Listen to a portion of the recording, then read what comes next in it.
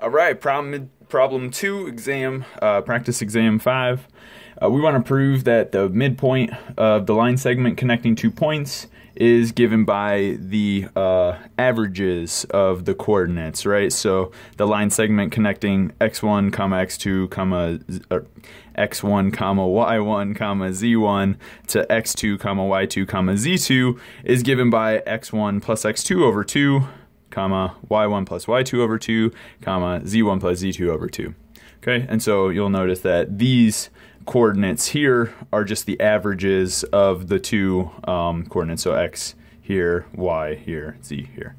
Okay, that's all fine and great, but how do we do it? And especially how do we use vectors to do it, because specifically we want to use vectors. So this is the way we would do it. So essentially we just have 2 points, so P1, P2, this is our line segment that connects the two. We know that we can always turn 2 points into a space vector, and so this is kind of how we introduce vectors. So we will consider this vector starting at P1 going to P2. We can write down the coordinates for it, or rather the components for it, because we know the coordinates of the points P1 and P2. Okay, so this is not terribly difficult. But either way, how do we show that something is the midpoint? So let's call this point, for example, M. It doesn't really matter, but it's the midpoint, so why not M? So either way, what is the midpoint?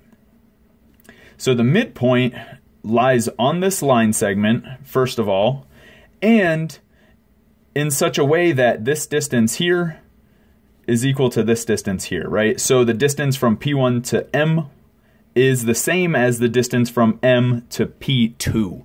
Okay, and so the way that we'll do this in terms of vectors, so to show that M is on the appropriate line segment and to show that those distances work out appropriately, what I want to do is think about this vector, space vector going from P1 to M, and what I want to do is show that it's actually equal to half of the first space vector, right? So what this will mean is that M lies on this line segment, check, it's the first thing, and that the distance from P1 to M is 1/2 of the distance from P1 to P2, and so that will show that these two distances on either side of M are exactly the same, and this is precisely what we would like to show.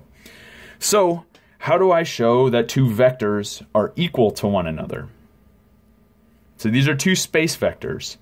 So the way that I show that two vectors are equal to one another is I write down the components for each vector, and then I show that the components, the corresponding components, are exactly the same number. Okay, this is how we'll show equality of two vectors. All right, so either way, let's start writing down some components. So for example, let's write out this vector P1M first, the space vector starting at P1, ending at M. So anytime we're writing down the components of a space vector, it's always the final point, the terminal point, minus the initial point, right? And we do that coordinate-wise. So in this case, it'll be x1 plus x2 over 2 minus x1, right? Because I do the coordinate of M, since that's my terminal point, minus the coordinate of P1, because that's my initial point. And so that's the first component. And then the other components are just y1 plus y2 over 2 minus y1. And the third is z1 plus z2 over 2 minus z1, right? So just subtracting coordinates to get my components from my space vector. Okay, so let's simplify this stuff a little bit, because, you know, that can definitely be simplified. So either way, each one of these components is some fraction minus a number, right? So I'll have to introduce a denominator of 2 to each one of these things, and so I do it in the typical way, multiply and divide by 2. And so you'll see that these components will look like x1 plus x2 minus 2x1 over 2. So writing it all as one fraction and combining, I have y1 plus y2 minus 2y1 over 2, and I have z1 plus z2 minus 2z1 over 2. Okay, clearly there's some cancellation that I can do because I have x1 minus 2x1, y1 minus 2y1, z1 minus 2z1. So I can just rewrite all of this as x2 minus x1 over 2. And then this is y2 minus y1 over 2. And the third component is z2 minus z1 over 2. Okay, so that is what the vector, the space vector initiating at P1 and terminating at M looks like. And so now let's write down what our vector 1/2 P1 P2 is going to look like. Okay, so 1/2, this is a scalar. Let's just write down the components of the vector P1 to P2 first, and then we'll introduce the scalar, and we'll see that it actually is in fact equal to the vector that we just wrote out.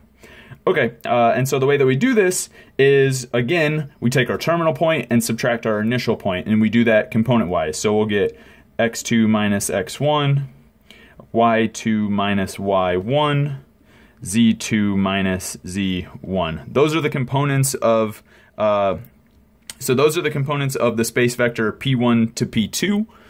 And then we just need to introduce this factor of 1/2 into each one of the components, because remember, when we multiply a vector by a scalar, we just multiply each one of the components of the vector by that scalar.